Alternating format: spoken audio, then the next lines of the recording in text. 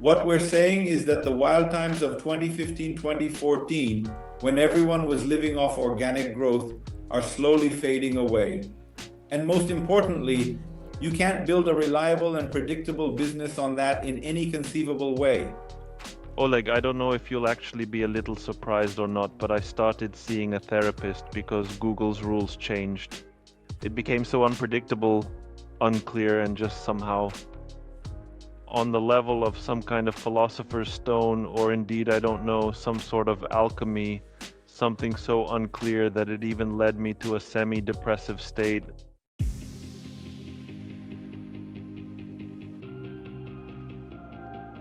Now, Evgeny and I are just going to briefly wrap up what we've talked about today.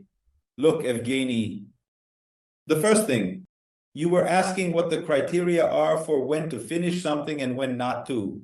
This is the criterion, your retention rate. So if you feel that you can raise the retention rate to CPI with relatively little effort, you should have a 30% retention rate. You did a playtest and you got 27%. You think, okay, I need to improve this metric by 10%. Is that realistic? Probably it's realistic. And if you see that you have playtest shows approximately 12% when the norm is 30, then it's probably better to shelve it right away, although there are exceptions.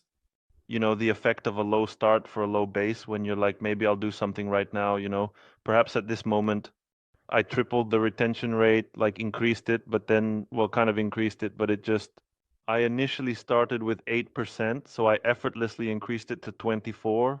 And sometimes it happens that you try, but if you try and it doesn't naturally increase, then again, I'll tell you, if you're a producer and you see you're releasing a product that you consider, it's clear that ideally the minimum version of the MVP prototype, yes, everything should already be fine there. In your mind, you understand that with work, you can raise it by another 3-5%. There's a conditional retention rate. If you work long and hard, you want to catch it. 30, and it came in at 22. All right, then you're a top. Got your point. Yeah, secondly, you certainly have to, you sort it out yourself. Analytics events. It's quite possible that you have an obvious mistake. Players there, 20% of players don't start the first level. This means you have a very obvious mistake indeed in the user interface, well, in the UX, which you can very easily fix.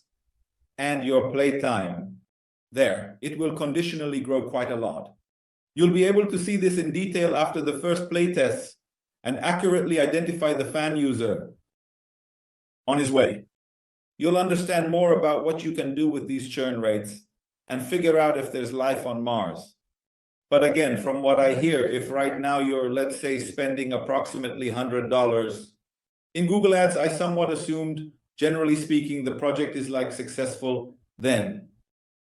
To upscale something, generally speaking, you typically need to improve it by at least 30%. But the ROAS is good. How much? Tell me, 150, 180, 200, 500%. Our goal is a ROAS of 120 by day 120. So we usually make purchases. That's how it is. There are guys who buy at a ROAS of 100% on the 540th. On the 540th? Is it a year and a half? Yeah, well, all these things, Merge Magic, all these rescuers of King Robert, they all indeed make purchases on the 540th or the 720th day to break even, and then they start counting the profit. To live to see that, the 720th. My wife, she plays a very similar game, and unfortunately, they flagged her as a non-paying user after 2 years of playing continuously and started quite often showing her ads for a long time. That happens too.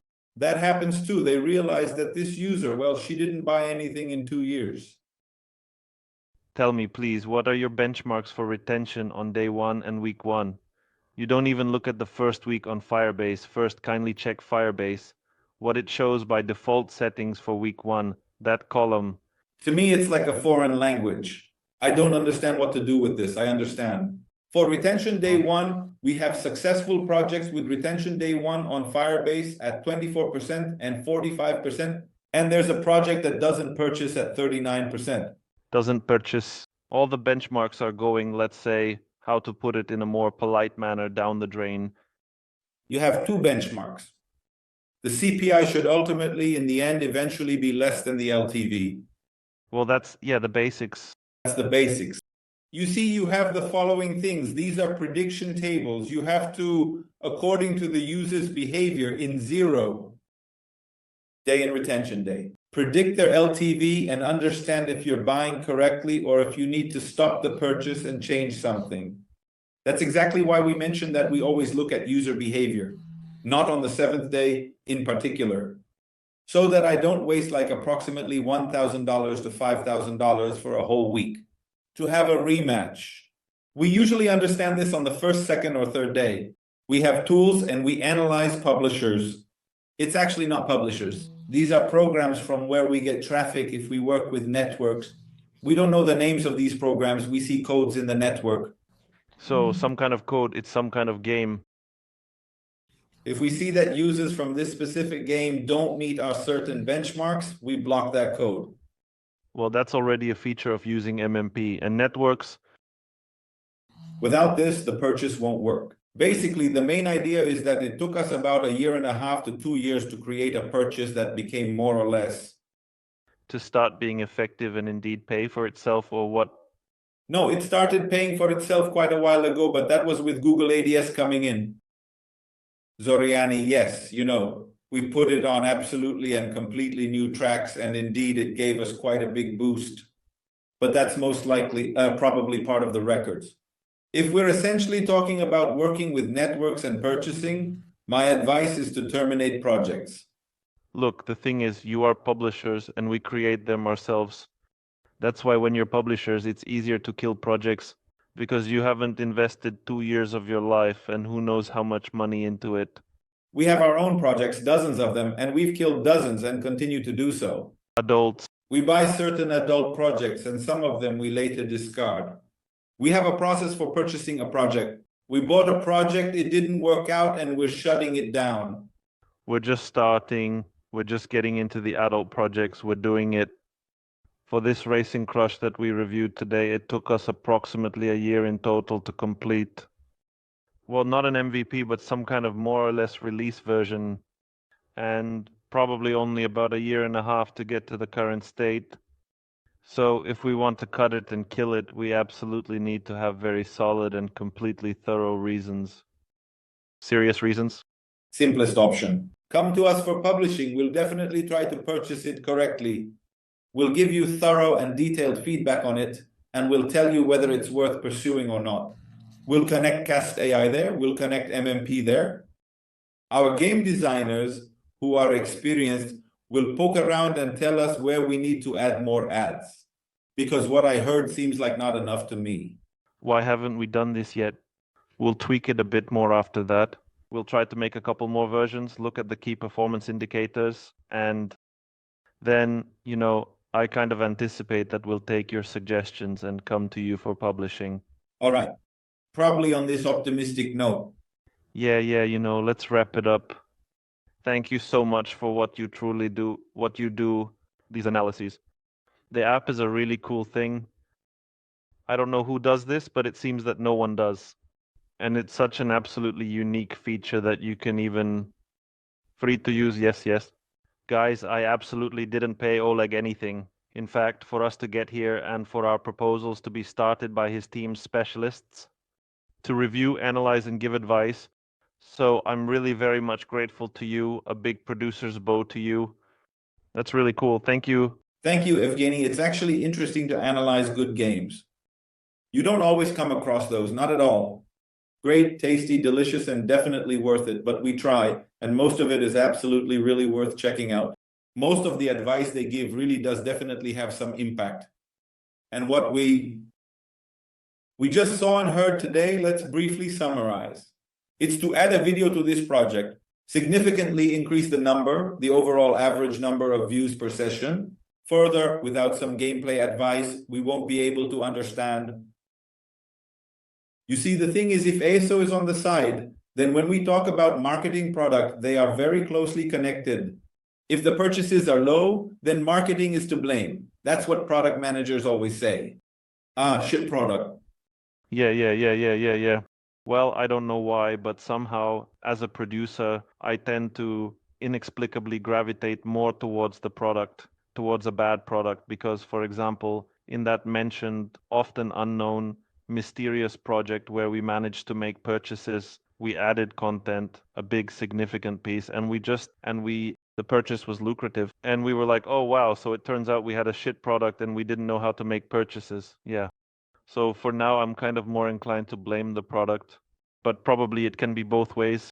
I can tell you that there are guys who made money from the game somewhere in the order, approximately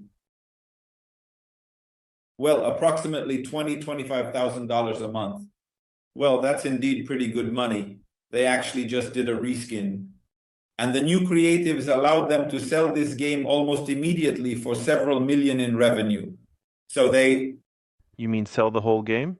yes, they just sold that same reskin. So they started earning roughly 100, 150, and then the Israelis noticed them and bought them out, just by simply changing the skin.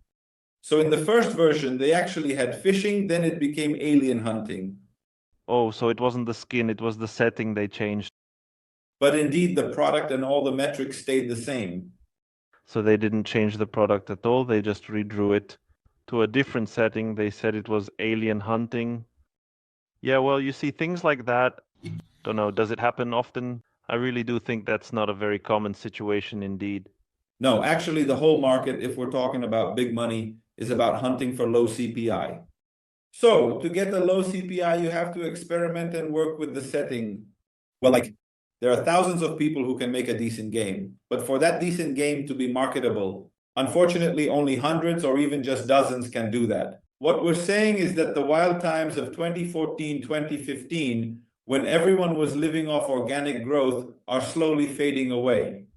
And most importantly, you can't build a reliable and predictable business on that in any conceivable way. You can't do anything, you're stuck. It's like an eternal Independence Day where nothing depends on you. If you're relying on organic growth, you never know when Google or Apple change the rules and you're stuck. Oleg, I don't know if you'll actually be surprised or not, but I started seeing a psychotherapist because Google changed the rules. It became so unpredictable, unclear, and almost like some kind of philosopher's stone, or I don't know, some kind of alchemy, something so incomprehensible that it actually indeed led me to a kind of semi-depressive state, and I started seeing and talking to a psychotherapist a little bit. That's how much it really completely threw me off balance. There were those blissful years of 2017 and 2018 when the rules were still clear. Then 2019, this COVID-19, which is named after 2019, the end of 2019 started. We thought, well, everything's taking off. The rocket took off, and then COVID-19 ended, and we entered completely uncertain times. And these uncertain times continue. Actually, in reality, for guys around 40, the best psychological analyst is Dr. Jack Daniels. The main thing here is to know your limits. All right, thank you very much, friends. Don't forget to subscribe, hit the like button, and yes, click the bell, guys. Click the bell. Bye-bye.